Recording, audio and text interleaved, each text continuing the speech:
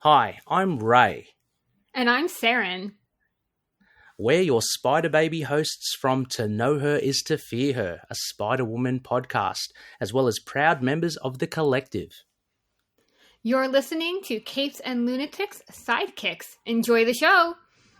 Hi, this is Phil, and I'm here to make sure you know all about the Capes and Lunatics Patreon. Don't miss out on all new episodes of Wade's World, Boob Windows and Long Boxes, our Hard R movie reviews, and so much more, all completely uncensored. Access starts for as little as $1 a month, full videos when you pledge $3 a month. Check us out at the link in all of our show notes, or just go straight to patreon.com/capesandlunatics. Hope to see you there.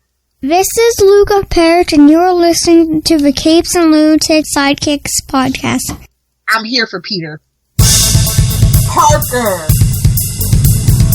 little bit of Peter, something green. This episode was made for you, Love Hellfire. Big green.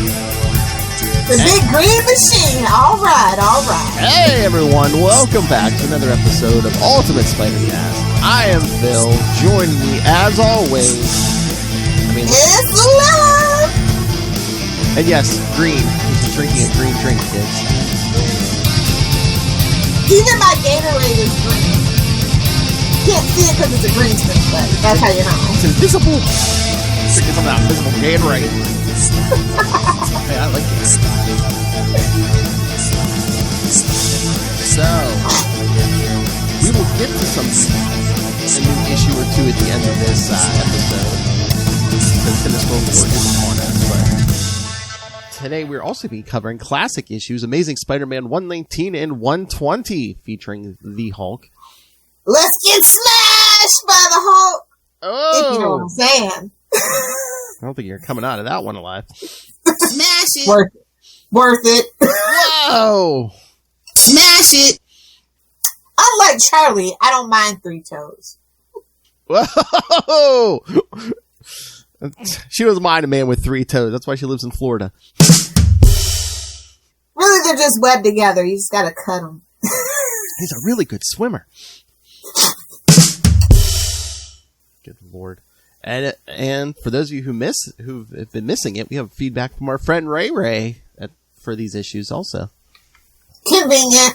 We're getting ready to ramp up for a Spider Baby crossover. Convenient. See-through. Transparent, Ray. I kid. I love when Ray sends in feedback. I don't know. I think I buttered the way because I sent him feedback last night for Spider-Woman 13. So nice. All right. So let's jump into these. Again, starts with Amazing Spider-Man 119. Oh, jeez. From April 1973. Before everyone. 70s? Early 70s. Well, not Charlie was there. No, I don't know. Was it? It might have been a year or two before Charlie's time, I think. So the only one alive at this point was Robert Southgate. So nice. Not to call anyone out. Why did your eye drift over to my box? You know, this doesn't feel like a 70s story, though. No. That's the nice thing about it. Yeah. I mean, there's a few little details, but yeah, otherwise, yeah, no, it could be, oh, Lord. Yeah, 1973, Lilith, you want to guess, do you know the original cover price? A quarter? Close, 20 cents. 20 cents? Not even a quarter, yeah. You give them $2? If you got $2 to rub together, there you go. I was going to say, man, you get a quarter, yeah, you're going to get a nickel back. Those were the days. Yeah. I swear, the only reason why I want to invent time travel is to go back and get all my favorite comic books at decent prices. And yes, and get some 10.0s, Action Comics, Amazing Fantasy. Yeah, that's the really sad thing about the Marvel books. They are always in really rough condition. My favorite comic book store in Florida is called Yancey's Comics, after the Fantastic Four. And, he had been looking for the one that has the actual Yancey Street on the cover, and he found one, but it was only like a 5.5 when they valued it, and that was the best that he could find. And it's so sad that people let their old Marvel comics go into such disarray. Again, back in the day, people didn't know what these were going to be worth. I mean, they were ripping the covers off them, just I mean, I'm still heartbroken. My dad told me back when he was a kid, he had some of, like the first Spider-Man issues, like Avengers and stuff. I'm like, oh my God. And my grandmother probably threw them away. She still got them. She's waiting for him to kick the bucket, and that's her retirement, suckers. Or no, this is the grandmother. No, she's passed away. So yeah, there's. Oh, bummer. No, oh, please. If anyone would have them, it'd be like one of my aunts or uncles. Yeah, no. I don't think anyone has them. Yeah, it's really just kind of odd that the Marvel ones, when you find the old ones, are in such disrepair, whereas you have a better chance of finding old DC stuff in really good condition. At least that's just been my collecting experience, and I've collected everywhere from California to Florida, obviously. Yes. All right, so yes, cover price 20 cents. Writer Jerry Conway, murderer of, well, we'll get to there in 2 issues. Let it go, bro. Let it go. Oh, it says writer Jerry Conway and John Romita, who also penciled this issue. Before he was a senior? Before what? Before he was a senior? Well, I was going to say, when was Junior born? Yeah, he might have been the only John Romita at this point. Nice. That's how you know when it's issues old. Maybe, yeah. I don't think. Or again, or it's like, he did. I mean, even if he was born, he probably didn't know he was going to go into the comic business. But like, yeah, I just call myself John Romita. Inker Jim Mooney and Tony Mortellaro. Colorist Andrea Hunt. Letterer John. Come on, that's Italian, Phil. Your wife's going to slap you. I know. Oh, like she needs an excuse. Letterer John Costanza. Editor Roy. Can't stand you. Editor Roy Thomas. Hey, we got our Seinfeld joke in early. Nice. Yes. Just watching some of that this morning. I just ordered the Kramer in underwear Funko Pop. Oh my! I have the George one somewhere around here. The George one's really cool. The Kramer in underwear. My boys need a home, Jerry. All right, so the title of this one, the gentleman's name is Hulk. That's no gentleman. Hey-o. Even Bruce isn't a gentleman. Just saying. So if the cover and the title don't give it away, yes, the Hulk is coming. Hey-o. Hey-o. Pervert. All right. Oh, good Lord. All right. While checking in on his Aunt May, who is still taking care of the estate owned by Dr. Octopus. Don't say that too loud. You'll summon. I was going to say. Shall not be summoned. I was going to say. We're doing me now? Oh, trust me. We're going to get some Doc Ock stuff later in the year. Bring him in, maybe. She asked Peter to go and check the apartment she shared with Anna Watson. There he finds a telegram. Wow. 1973, kids. No electronic mail at this point. There he finds a telegram from a man named Rimbaud asking May to come up to Quebec, Canada, for important and sensitive business. Eh? Oh man, does she have an international booty call? Hey man. She killing men up there too. They can get it from all sides. You know what I'm saying? Wow, I was gonna say she killing men internationally now. I'm telling you, in the front and the back. Shit.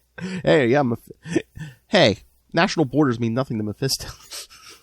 Go ahead, throw it in. All right, so go to Quebec, eh? He decides he needs to think this through and deal with it on his own.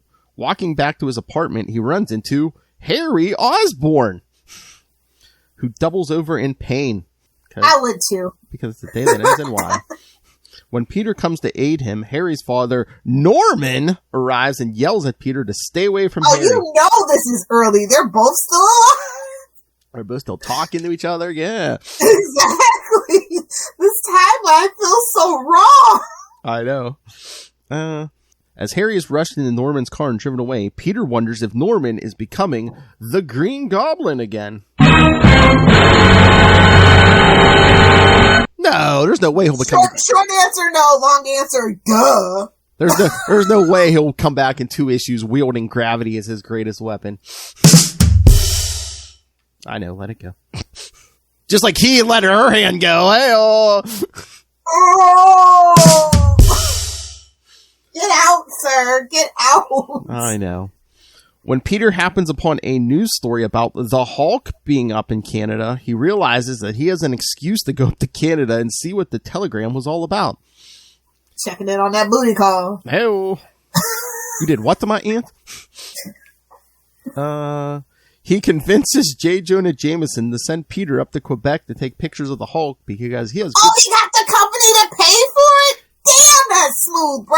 Oh, Jameson was yelling at him, though, too. He's like, you better bring me pictures of the Hulk, you punk. He realizes...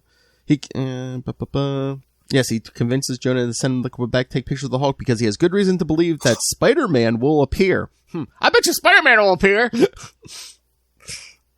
Jameson, not wanting to pass up the opportunity of getting photos of Spider-Man getting pummeled by the Hulk, begrudgingly allows Peter to that's go. how fanfic starts. Oh my. Yeah, Jonah really wants pictures of Hulk smashing Spider-Man. Smash it! The hard was implied! When Peter checks in with Mr. Rimbaud's secretary about the telegram, she tells him that he's away on business. Because nobody has a phone. Legitimate business! Because nobody has a phone. To pass the time, Peter goes to a nearby hotel where General Thaddeus Ross is briefing the press and the Canadian military on the Thunderbolt Ross! This issue is so good, guys. You See, don't even know. See, kids, Spider-Man had Jonah. The Hulk had Thunderbolt Ross saying, "He's a menace, I tell you." So relatable. They can relate to each other. Exactly. When Peter tries to hop in on the press convoy, he is not allowed because he's not on any of the lists. However, with the help of his spider powers, he manages to jump aboard while the truck is pulling away. It's just so funny. He jumps on the back of the truck, and then reporters are like, "Are you crazy?" And they pull him in, quote unquote, save him. It would have been funny. They just pushed him off the truck, and be like, "Get out of here, scram, eh?" The Royal Mounties. It's trampled by a moose. He's like, "I'm never coming back to Canada." When their truck is attacked by the Hulk, Peter slips away and changes into Spider-Man, setting up his camera to take pictures. During the fight, the military catches up and attacks the Hulk as well, and the Hulk bounds away. Spider-Man follows not too far behind, and his chase leads them to the nearby Mascattawan Dam. Damn! Exactly. Their battle there compromises the structural integrity of the dam, causing it to crumble, knocking both Spider-Man and the Hulk into the water below. Before Spider-Man can swim up to the surface, he's hit by a large chunk of debris and is pinned under it as it sinks to the bottom, threatening to drown him. Oh my.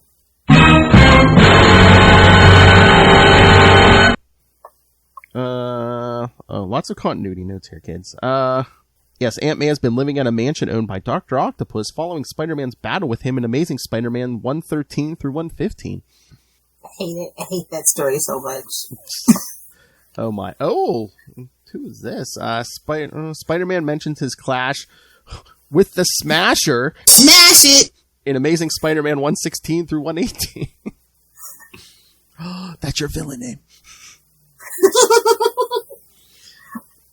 Who cares about Francis D-Line? Nobody. And Harry... This man. And Harry has relapsed on his drug addiction, which came to the fore in Amazing Spider-Man 96 through 98. Remember that one without the comics code? Stan said, "Screw the comics code." Somebody had to do it. We'll do it live. Excelsior! And Peter fears that Norman Osborn may become the Green Goblin again and remember his double identity. Osborn discovered Peter's secret identity way back in Amazing Spider-Man 39 and 40. This ended with Osborn being stricken with partial amnesia, forgetting his entire Green Goblin identity. That's where it all started, kids, the Osborn amnesia. He has had previous relapses in Spectacular Spider-Man Magazine #2 and Amazing Spider-Man 96 through 98. So, yeah, that Amazing 96 through 98. Goblins, relapses, come on. Drugs. My kind of party. Hey-oh! J. Jonah Jameson mentions how the Hulk has been spotted in Canada. The Hulk has traveled up there, as seen in Incredible Hulk 160, to try and track down Betty Ross. This story takes place after the events of Hulk 162. Nice. Continuity. And the airport... Remember when that was a thing? I know. Where we've explained how people were another... Instead of just saying, oh, yeah, it happens before or after something. The airport in Canada is referred to as Montreal International Airport. This should be considered a topical reference per the sliding timescale. Yeah, that's... what is that, Pierre Trudeau now? Yes, it has been renamed after the late Pierre Trudeau. It may have... Not to be confused with Justin Trudeau. Who can also get it. Yeah. Don't at me. Yes, and this whole business with lawyers and stuff, Aunt May inherits an entire island with a nuclear facility, as will be revealed in Amazing Spider-Man 131. I mean, I'm not saying Aunt May might have some wop, but she might have some wop. Whoa! I would kill for that. I mean, kids, that's the whole reason. I mean, we're gonna get to the wedding issue. That's the whole reason Dr. Octopus was trying to marry her for that. It was one of the reasons. Let's all be real. For that sweet... He really has a thing for Aunt May. For that sweet, sweet nuclear power. That isn't what he meant by nuclear reactor. What? Oh, Lord. It was at this time... retcon time. It was at this time that Gwen Stacy... Oh, no. Shut up about the Gwen Stacy letter. I hate that retcon. About her affair with you-know-who, Cornrows. Wait, man, oh, the abominations those two would have had. Well, we learned that later on. I know. I always pull the Black Panther on Charlie if he mentioned that. I'm like, we don't do that here. We don't do that here. All right. Thoughts on this one, Lilith? It's kind of kitschy fun, because it's like, you know, he's trying to finesse his way to Canada. It's just like, Jonah's like, yeah, I hope Spider-Man never makes it back. Yeah. I know.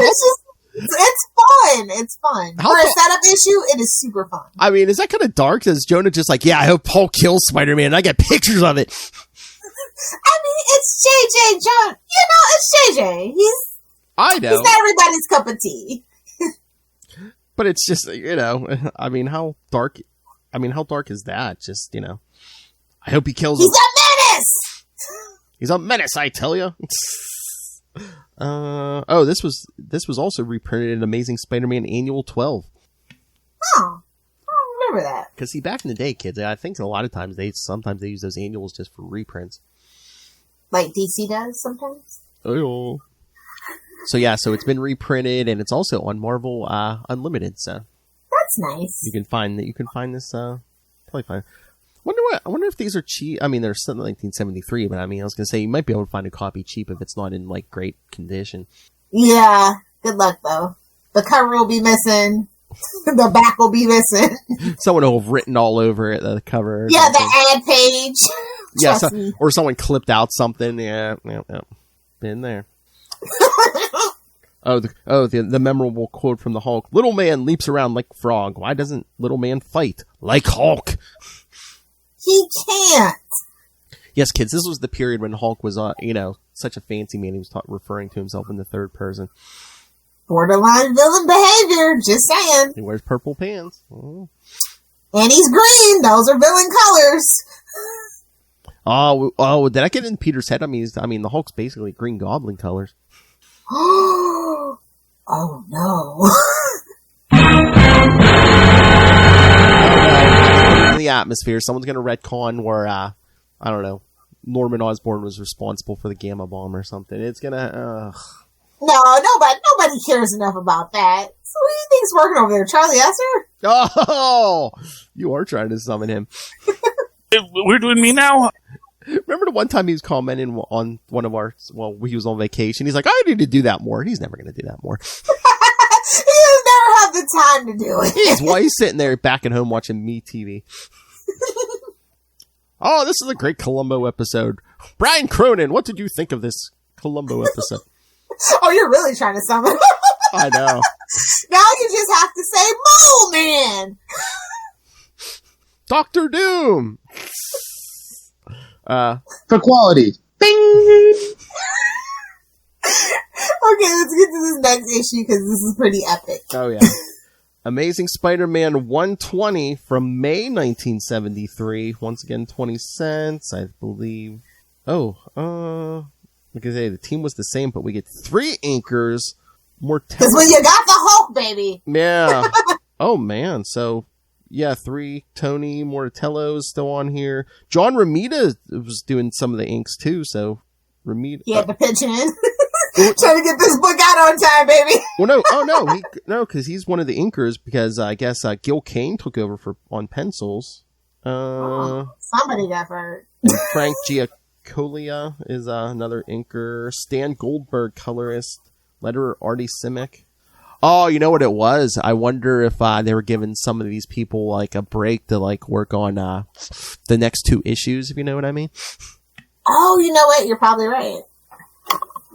Like, all right, kids, it's gonna be a big one. Because all hands on deck. Because what happens in Amazing 121 and 122? Don't spoil it. We'll get there. Hey, oh no, we got there. Kids, if you want to hear our review of Amazing Spider-Man 121 and 122, scroll way down to Ultimate Spider-Cast episode 1. We came hard. Hey-o! I'm not going to remember that in a month. And I was like, where did that come from? Oh, hello, Russell. He said he forgot to send feedback. So let me just say, this is classic Hulk art. Love it so much. Yes. That's all. Although, the art on Immortal Hulk, but it's my kind of art. I like the grotesque body horror stuff. Gives Hulk a totally different feel. But classic Hulk art is so wholesome and pure, honestly. Oh, yeah. Yeah, don't worry, Russell. Ray got the feedback on this. I know you did send us feedback for the Hulk episode we're going to be doing on The Devil You Know. The Daredevil podcast. That's right. So stay tuned, kids. Oh, good lord. The quote for this one, Gucci Goo Cuddles, remember me? I'm the cut-up who ruined your fun with that dam, remember? I do, actually. So the title, The Fight and the Fury. Not that Fury. No, not that Fury. Spider-Man's fight with the Hulk has taken them underwater when the Hulk accidentally compromises the integrity of a dam. However, their fight is soon interrupted when General Ross arrives with the military, and their firepower forces both combatants to part. Secretly hitching a ride back to Montreal, Spider-Man changes back into Peter Parker. When he calls to check in on Gwen, she tells Peter to come back to the States as quickly as possible because Harry has had a relapse from his previous drug overdose. He's not his daddy. He ain't gotta come back. I know, he's got a millionaire father. Why do they need Peter? I mean, can't Osborn afford the best like doctors and rehab clinics? It's like, why do we need Peter? What's this college dropout gonna do for him? Drama for the sake of drama, you know. And aren't Mary Jane and Gwen there? It's like, I'd rather stare at them than Peter, no offense. Nice. Peter tells her that he has to finish business in Canada and he will be back as soon as possible. Yeah, woman. Trying to make some money over here, see? Yeah, sorry. When Peter finds that he's being trailed by someone, he changes into Spider-Man and confronts them. The man explains that he was hired by Dr. Octopus to seek out Mr. Rimbaud, the man Peter had come to see in Canada, prompting Peter to go and see the man as quickly as possible. Man, can we squeeze any more Dr. Octopus references into this? I mean, we don't even get to that nuclear thing for like another 10 issues or so. So yeah, I was going to say, like 10, 11. Yeah, so, I mean, what? I guess the next 2 issues might have, like, slowed us down a little bit. Yeah, I was going to say, well, you know. Need to get over the grieving process before we got back to this. It's such a random number that it happens at, though. It's just random. What, the Gwen thing? I mean, yeah, back in the day, I don't think they thought, oh, we need to save this for 150 or something. Yeah, they were just like, we're here, let's do it. At least 125, don't just... And again, I mean, if this is modern comics, I mean, yeah, 121 and 122 would have been a double-sized 125. You know, it's true. It is true. And if it was 90s, you would add a big holographic cover of her falling.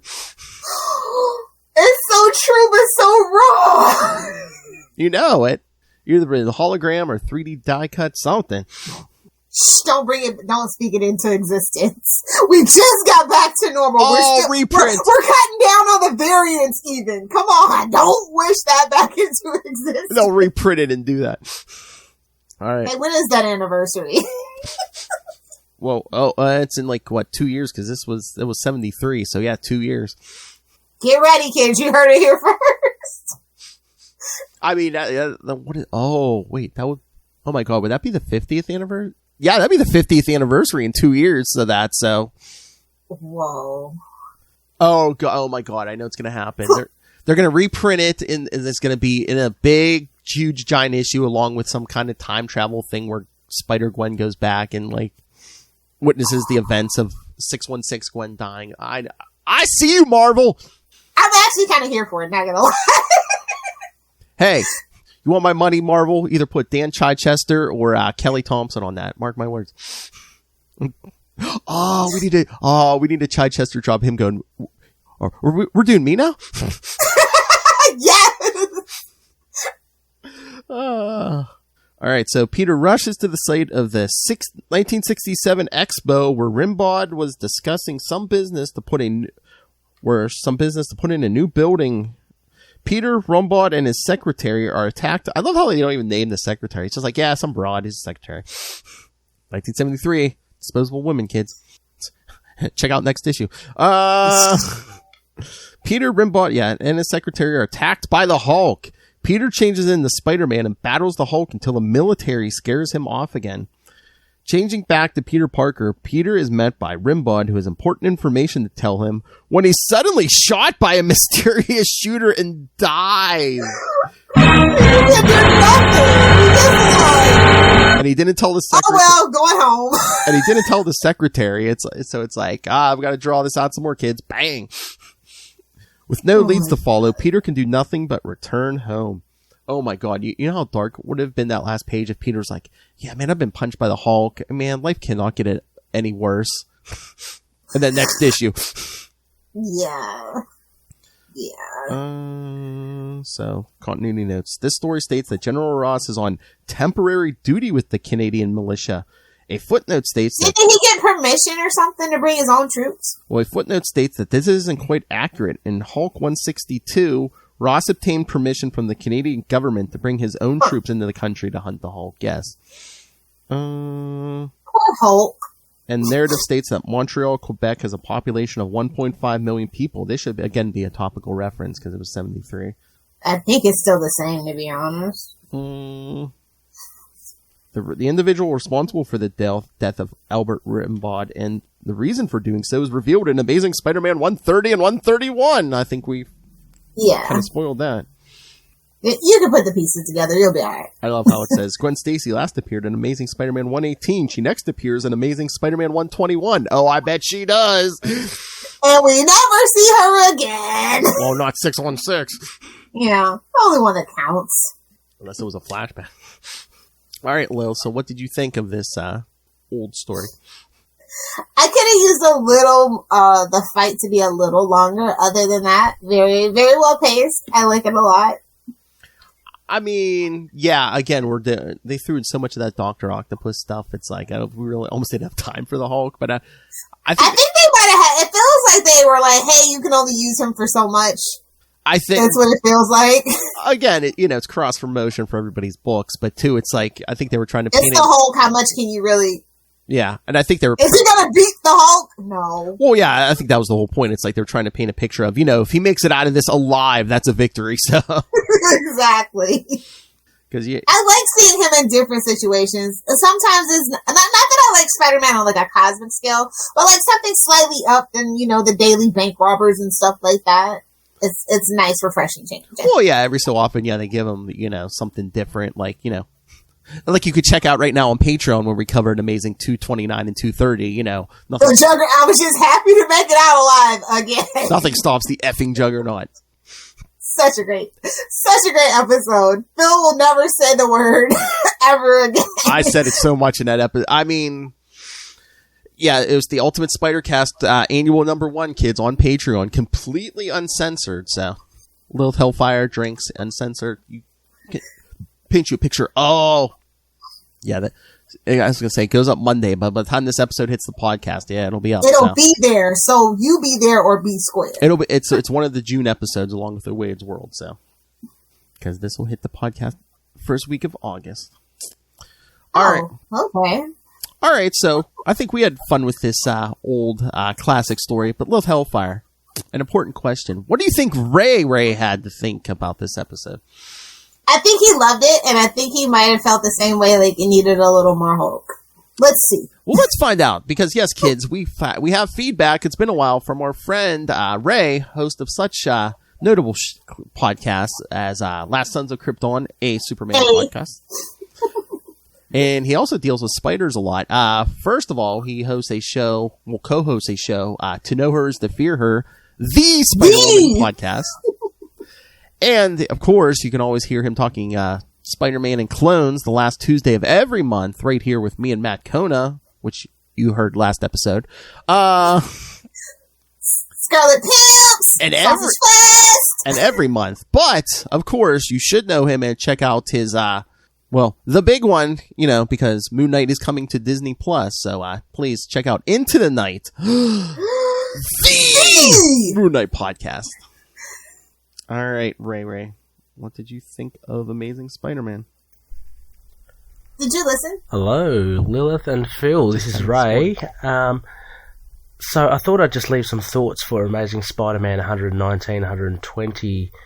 Of course, involving that classic figure, the Incredible Hulk. So I couldn't pass this opportunity up to let you know my thoughts about these two issues, which will probably surprise you, potentially. Anyway, so overall, look, I thought these issues were fine. I actually found more interest in, obviously, the ongoing events in Peter Parker's life, i.e. that of Aunt May and Doc Ock, which I found funny that Peter said, look, Aunt May isn't any leading lady, and Doc Ock isn't any middle-aged Steve McQueen. So, I mean, geez, it's a bit harsh. Any of your relatives you'd call, the most beautiful in the world, wouldn't you? Anyway, so that was interesting, as well as Harry Osborn's return to drugs, Gwen Stacy asking Peter to come home from Canada. That interesting, as well as the Mr. Rimbaud. He gets shot kind of after the events in issue 120. Now, all of these things I found a lot more interesting. That kind of worked around the framework of this big, I guess, confrontation of Spider-Man versus the Incredible Hulk, which sounds good on paper, but to be honest, for me, I didn't find it all that interesting. I found the action scenes a little lackluster. I mean, if you're going to put the two together, you might as well make it an event. You might as well make it a real spectacle. But for me, they just kind of, the Hulk was chasing after Spidey, and there were a lot of these nondescript kind of things, like, he'd destroy a geodome or something, or he'd try to crush Spidey, via some columns that he'd push over, stuff like that. Nothing really exciting for a fight. I mean, and I guess if you anticipating a fight between Spider-Man and Incredible Hulk, and that's the way it was kind of marketed in front of these two, on these two covers, you would hope for something a little bit more meatier than I think what we got. So I ended up being a lot more interested in the regular ongoing dramas of Spider-Man, which, fair enough, it's pretty cool. But I have a feeling that they wanted to make this a spectacle, but it really did lack any substance in the fact that, look, I love my Savage Hulk more than anyone as well, but having the Savage Hulk against Spider-Man and not really having just the one-sided thing of the Hulk wanting to be left alone and blaming Spider-Man for annoying him, kind of in that sense, made it uninteresting. If what I find in other Spider-Man Hulk confrontations, if there's something on Spider-Man's behalf, or reason, a really interesting reason why he is fighting the Hulk, then that makes it a lot more interesting. With just this generic kind of leave me alone thing from the Hulk, it was fun to see. I mean, it was great artwork. John Romita Sr., fantastic, and Gil Kane, really legends of the industry. But I didn't feel that this had much weight to it, and I dare say both of you probably think the same as well. If anything, I'd give this maybe a B- or a C+ by way of rating, only because again, what elevated this was the developments that is happening in Peter Parker's life. I liked how he I liked how he was ballsy and went into J. Jonah Jameson's office knowing that JJJ was really kind of on the rampage, but he was ballsy enough to say, look, no, send me to Canada and I can take pictures of the Hulk. That would be, and have the Hulk turn Spider-Man into a blue and red toothpaste. I thought that was pretty funny. But yeah, nothing much beyond that. So anyway, I'm keen to hear what you guys think, as always. But yeah, I don't know, questions on, what are your thoughts on this iteration of the Hulk? Do you think he is kind of one-dimensional as this version, or do you think that this story didn't really serve him much justice? Anyway, I'll hear your thoughts then. See ya. Catch ya. Oh, a little more critical than he usually is. I know. But I mean... One bad Khonshu flew and look at him. Oh my. But yeah, I mean, I get it. Well, no, I kind of agree, but it's still kind of a fun... Like, what can you really do with the Hulk? Especially at this time. And it's just kind of a throwaway gimmick, it feels like. Like, Sales was like, hey, can you throw the Hulk in it? They're like, sure, throw it in. True. I mean, I just wonder if, like, it's at this point, they're just... Yeah, was it an after... It almost seems like an afterthought after all that Dr. Octopus stuff and everything. Was it just like a sales thing, or was it just like... Yeah, I was just waiting for the footnote to say, hey, kids, want to see more Hulk? Go check out his... I mean, they did enough, Hulk 160 and all this, but I was just waiting for, hey, want to see more Hulk, kids? Yeah, check out his book.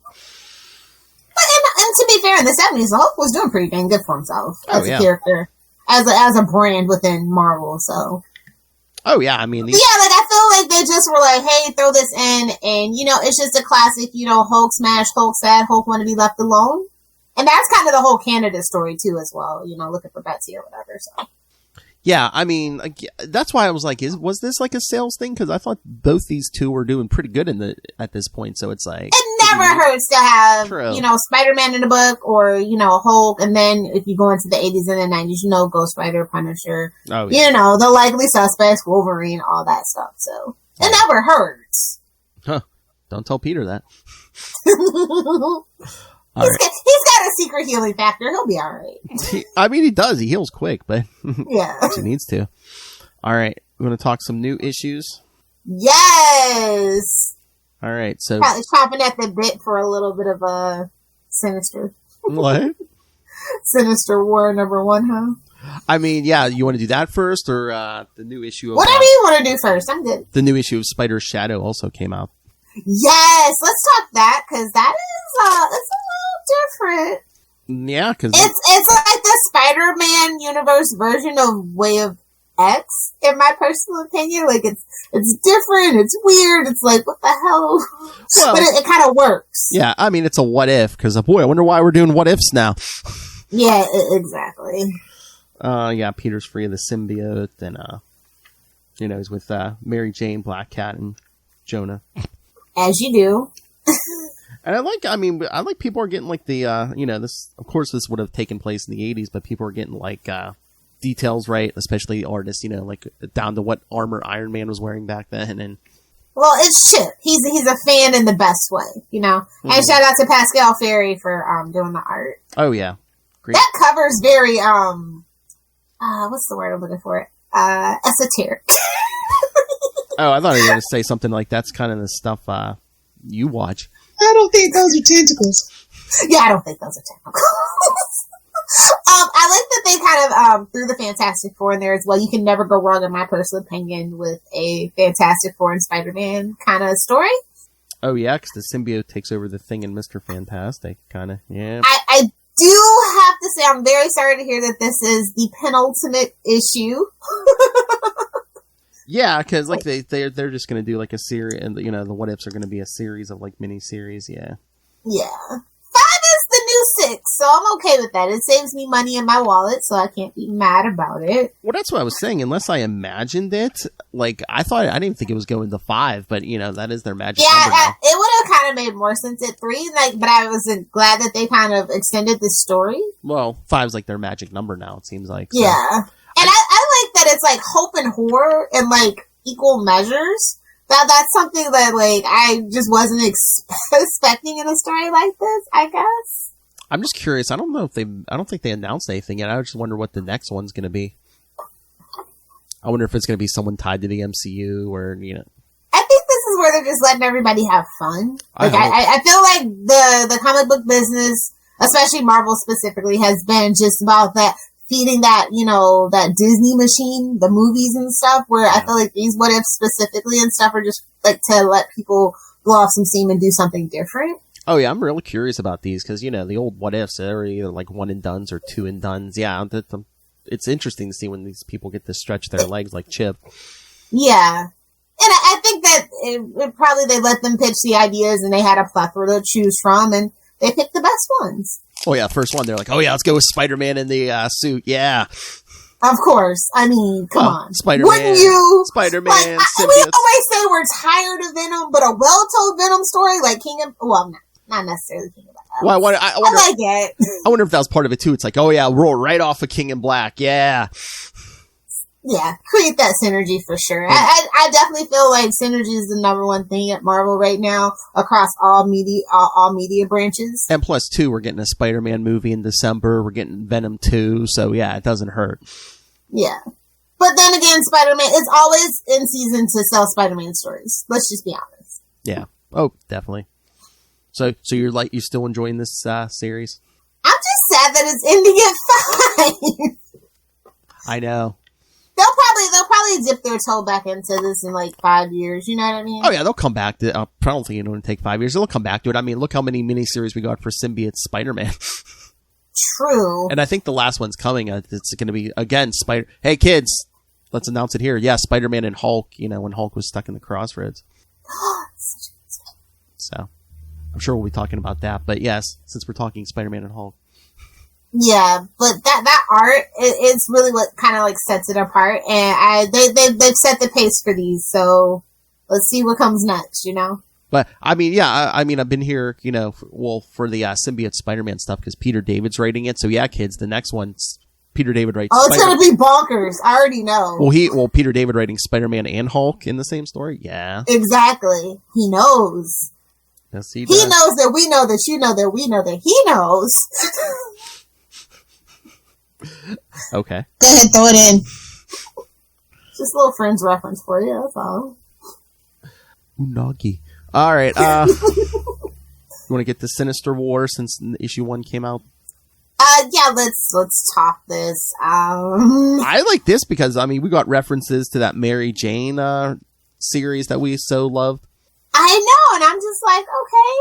But Savage 6 just doesn't have the same... Je ne sais quoi. I'm sorry. It doesn't. Yeah, I mean, there's some... Well, then it's Vulture, so, you know, it's like, oh, I like that they're giving Vulture more to do now, even though he's a million. I mean, it's basically him versus his buddies over at the Sinister Six, and he just, like, put together his own army. Yeah. So, I mean... like I've always said, I feel like they should make the villains more well-rounded in the Spider-Man universe. I feel like they're all a joke, to be honest. They're all very gimmicky. So give them some teeth. I'm very interested to see where this goes. But again, it feels like Joker War. Villains, you say? I don't know. It just feels like Joker War or something, though. It could go very wrong very quickly. Again, they like their events, and 2, this is kind of like the swan song for Nick Spencer. Yeah. And of course, we also get Mephisto. But you know what makes the issue. You know, it's the Mark Bagley art. Yes. Like, that's what I showed up for. Like, I could really care less about the event, like, outside of being just, like, reading the Spider books or whatever. But yeah. If I get a so-so story, but I got Bagley art, I'm like, okay, I can give this a pass. But, you know. Yeah, I'll keep reading it. It's fine. But no, I mean, they're still teasing us. But again, I hope the I like the Vulture thing. I like the Vulture twist a lot. Yeah. So. And I hope the marriage comes back and everything. And it's like, okay, did I miss something? Or Mysterio knows Peter's Spider-Man? I thought we kind of gleaned that in the Mary Jane book. I thought that that's where they were going with that. I mean, unless they hinted around at it, because I don't think they ever came right out and said it. No, they never came right out and said it, but there were definitely crumbs to be picked up. Or I wonder too if they would have like gone into that in more detail if we got more issues of that Marvel. I honestly think that's where it was going, and that's why they kind of put it in here. Yeah, go ahead, put it in. Oh yeah, just so you know, I hope. Go ahead, throw it in. I do have a request in. I haven't heard anything back yet for to talk to Leah Williams, who wrote that Mary Jane series. Oh, sweet! We love Leah here. Oh yeah, and she was working on X Factor recently. Yeah, so I think I contacted Fingers her. crossed. Fingers crossed. Yes, we love the chat. Come on, we love Mary Jane. We totally need more female creators. Yes, we do. Looking at you, Gail Simone. One of these days. It's true. Maybe on Green Lantern when we get to that fridging issue. Oh, please call me when you get to that issue. Oh, okay, it'll probably be like the fall. That I will talk about. It'll probably be towards the end of the year, fall or something. Yeah. Oh man, you know it's serious if Lilith Hellfire is going to talk a early Cal Rayner appearance. And I think that's actually what set the tone and left a bad taste in my mouth, to be really honest. That might be what it was. Probably. That taste is still in my mouth. But back to Sinister War. Do you think it's essential, or do you think people can pass on it? I think it all depends how it ends. I'm like, is this going to give us the marriage back? Is this going to give... I mean, I don't know if it's going to do anything for any of the villains, but I mean, is this going to give us the marriage back? Because we do have the Mephisto stuff going on. Are we finally going to get the Kindred answers? You know, again, since Nick Spencer's leaving soon, so... Yeah, I don't know if they're going to let him wrap it up. I feel like maybe they asked him to go do something else because they didn't like the direction it was going. So, like, maybe he doesn't get to wrap up his story. Maybe this is a Tom King situation with Batman and Catwoman. I don't know. But then it's like, when are we going to get back to it? Because, again, once he leaves, I mean, we're getting that Ben. I mean, the new team, like many people do, could just pick up and act like it never happened. I know, but we're getting that Ben Reilly stuff with that, with the Brain Trust after Spencer leaves, so I don't know. It's going to be a wild ride, kids. Buckle up. Oh my God. Can you imagine if Kindred showed up and he's just like, I'm Harry Osborn, and Ben's like, I don't care. You mean nothing to me. I have some memories of you, but, you know, all I remember is you being a druggie, you know. Nice. But yeah, I mean, for right now, again, I mean, it's fun. Again, like we said, the art is just incredible. You know, I'm glad Bagley gets to have some fun with all these villains. Yes. I mean, there's just some... of course, we have to throw Taskmaster in there. Synergy, baby. That's what I said about... I tried to say about that Black Widow movie is, I don't care if it was a man or a woman in that movie. I just wanted the big white cape and him talking smack, telling you how he was going to beat you up and what skills he was using. You can make the character a woman and still have Taskmaster's bravado. Mm-hmm. Bravado because it's a woman in this case. Yeah, I mean, Taskmaster had, like you said, like 2 or 3 lines the whole movie. It's like... And got mollywopped by Black Widow. It's just like, you came out of the Red Room. I mean, and you have these chips in your brain. Like, why are you getting your butt kicked by Black Widow? Like, why? Why is it so easy for her? Please, stop it. Well, again, I think we wanted to really, play up Natasha's skills because, again, you know... But it's Taskmaster! Like, it was so easy. That's my one, really, sad thing. It's like, okay, this is her farewell song, so we have to make her look good, but also have her pass the torch, but also, leave room in case people do like Taskmaster for more story to be told, I guess. This is just the beginning journey. It isn't the Taskmaster that you know and love just yet, I guess. Yeah. The movie that keeps on giving. And I have so many thoughts. Every day I'm just I think about something new in that movie. And I just remembered for that Mary Jane series, it's like Mysterio, Cage McKnight. I was like, oh, really? At the end of the day. Is he on OnlyFans? What's that? If any of the villains in the freaking Spider-Man Rogues Gallery was on OnlyFans, it'd be Mysterio. Too true. Want to see what's under this? But I was talking, with Sinister War with Charlie last night, and we were talking about Otto, you know, what does he remember, what does he not remember, and stuff. And Charlie... That's why they did it. You know, you can know the secret, but once we reset the story, you cannot know the secret. I know. That's classic comic book formula. Charlie's still all convinced we're going to get him back as superior in some form, even if they split him or something. I'm like, I don't know. Nobody's clamoring for that. Well, one person is. We're doing me now? One big fan. And then I was trying to say, we're talking about Kindred. I was like, oh, maybe Mephisto or that machine just like split Harry Osborn, so he is Kindred, but he's also, the guy like that idea. That actually makes the most sense. So that means that's totally not going to happen. I know. But it makes the most sense. It makes sense. Thank you. Because I made the mistake of saying, oh, maybe Mephisto did that. And like Charlie's like, oh, Mephisto can't just like magically make like a double something. I'm like, what are you talking about? He's a magical mystical figure. Why do you you're telling me he can't use magic? I'm like, okay. Who else in this story would you buy using magic besides Doctor Strange? Mephisto. It's true. He's like, at the end of the day, that Kendra stuff's not gonna matter. I'm just convinced of it. It's not gonna matter. It's gonna be a cop out. It's gonna be a backtrack. It's not gonna be exactly what they set out to do initially because I feel like they didn't know. This feels like a total MacGuffin. I'll call it now. It's either Harry or Ned Leeds, or whoever Ned, who's pretending to be Ned Leeds. Ooh, what if it's Harry in Ned's body and Ned's in Harry's body? That's the plot twist. Whoa. Oh my God. So Harry Osborn's making out with Betty Brant? Like he always wanted to back in the day because he was jealous of Peter. But yeah, I'm curious to see where Sinister War ends, but I don't know that I'll keep up with it issue to issue. I'll probably just wait until it's done. I'll read the spoilers and know what's going on, but to actually read the story, I just want to read it in one go. All right, so should we get out of here? Let's do it. Let's make like a banana and leave. Okay, Biff. All right, so here's the homework. Next time, we're going to take a break from the Hulk for a week and to tie in what we're doing on We Are the Night, the Batman podcast. Yes, over here, we're going to be covering the Spider-Man and Batman team up. Because we're going to do the Batman Spider-Man over there, but over here we're going to do Spider-Man and Batman Disordered Minds featuring Carnage and the Joker. It's called Psychosomatic. Oh, it's Psycho. Written by J.M. DeMatteis, so it's there's mental issues in this issue.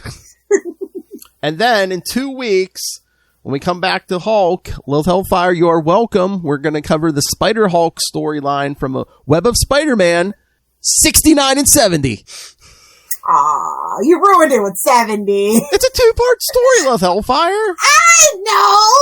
Hey, it's a good time. It starts with 69. Come on. See, it would be funny if it was 69 and 96. They made you wait that whole time. Made to anticipate it. All right, and then in 3 weeks, we'll for the last Hulk issue over here, we're going to be covering Amazing Spider-Man 381 and 382. Speaking of Bagley art, and some Professor Hulk and Doc Samson. Oh! If I really want to summon someone, I'll just mention Doc Samson. We're doing me now? He so wants him in the MCU. I could see it easily. Hey, they've set up so much between the miniseries. Mm-hmm. I think Phase 4 is going to be hella weird. In a good way. Well, like Charlie was saying, they've dropped so much about Young Avengers. I mean, it's going to happen somewhere. TV show, more than likely, though. Yeah. They're like, well, the Runaways didn't work. Well, Cloak and Dagger didn't work, so I guess we're doing this now. Because he was, and they have more control over it too. Those were like sister channels. This is like the main big event. So because he was like, oh, we could do Young Avengers, we could do Champions. I was like, I don't know about Champions. Nobody wants Champions. Two, I was like, they don't have the rights, the full rights to Miles Morales yet, so I think they're going to hold off on Champions, kid. So I said, Miss Marvel's probably just going to end up on the Young Avengers, because yeah, I'm so that like She-Hulk, Miss Marvel, like it's gonna be crazy. I just need She-Hulk to be out. Oh yeah, I can't wait for Hawkeye. I can't wait to see people be posers about Moon Knight. I cannot wait. Hey, at least Ray can say he was there, man. From the he's got the receipts. It's a lot of meat. On that note. Oh, and speaking of, yes, Moon Knight #1 comes out this week, so And we'll definitely be talking it somewhere, obviously. Oh, on Capes and nowhere else. Yes. Make sure Charlie reads it. Oh, so I we're will. all on the same page. I will, and also make sure Ray knows we're talking it so he can send feedback there. Because he has kids. He is a Moon Knight expert. From the land down Truly. He lives and breathes the kids. All right. So you have your homework, the next couple episodes. So send us your feedback just like Ray did. You don't have to be a professional podcaster. You can just send in your feedback. Email us, capesandlunatics@gmail.com. Or call the voicemail, 614-382-2737. That's 614-38-CAPES. And remember, Or they can always leave feedback on our Facebook fan page. oh, yes, you can leave. Yes, we have our Web of Spider-Man Facebook fan group. Yes, I think, what are we at? 1.4 thousand members. Again, kids, I want to get us past that Into the Night group. So, come on, it's Spider-Man. Invite your mother. She knows who he is. Come on. So find, links to all the social medias, all the Facebooks, all the Twitters for all the shows we do. Find links to this YouTube channel. We can watch us do this live in video. Hot mess. And again, welcome to the hot mess. Thank you. Links to the Patreon where you can find the aforementioned Ultimate Spider-Cast Annual #1 and so much more.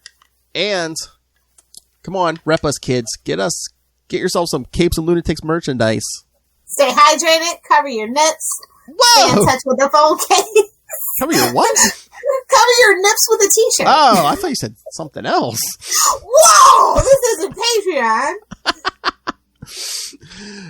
So yes, find everything all in one place. That's Linktree, linktr.ee/capesandlunatics. And please remember, support all things Southgate Media Group. Go to southgatemediagroup.com. Go visit there. And then after you're done signing up for the Capes and Lunatics Patreon, go check out the Southgate Media Group Patreon. There's a bunch of free content there from everyone on the network. Tell them that shekels on us. Yes, tell Rob Southgate we sent you. Maybe he'll invite you over to his house like Charlie Esser. Oh my God, can you imagine that conversation that was going on in that backyard, the two of them? Did they even sleep? Did Martha get in a word in edgewise? Their poor wives. I know. So yes, go check that out, and then go pick up Pod Life the book. Learn all about podcasting, and pick that up on Amazon. And when you do, use the link for Southgate Media Group. That's right, Lilith Hellfire, right down there in the show notes. Help us support this show, the network, and that man that goes on daily rampages, Rob Master Doom Southgate. Make it rain, so says Master Doom. Please kick me in the pants. Mark my words. Instead of a damn, it's probably like a taco or something. All right, Lilith Hellfire, where can people find you? Oh, before that, I just have to say, Phil, it's your turn to go to Chicago and kiss the ring. I know. So. You've met them. Charlie Esser's met them. I know. I need to get up there. I think Tyler might have met them at a con or something. Yeah, I got to get up there. So if you guys want to hang out with me on the interwebs, you can find me on Twitter, live tweeting when I remember, or I'm not asleep, like Charlie, at Lilith Hellfire. Over on Instagram, we're both old. It's fine. Both over on Instagram at Lilith Hellfire 69, and of course on TikTok, making random comments at Lilith Hellfire 69. It's ting ting ting-a-lid, ting ting ting-a-lid. Bye, Felicia. This is some appropriate Spider-Man drop. I'm about to get it as well. Back in her drinking days. All right. I was gonna say I gotta stop. Thank you for joining us again next week. Spider-Man and the Batman. And then back here in 2 weeks for Web of Spider-Man 69 and 70. Hello. Spider-Man, Spider-Hulk. But until then, swing on back. Thwip.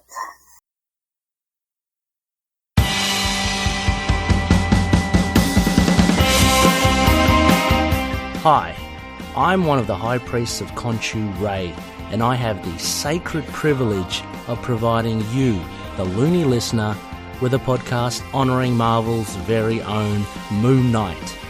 So join me and a host of others at Into the Night, a Moon Knight podcast. Follow us on Facebook, Twitter and Instagram, or support the show by becoming a Patreon member. Into the Night, a Moon Knight podcast. It's time to get your conchu on.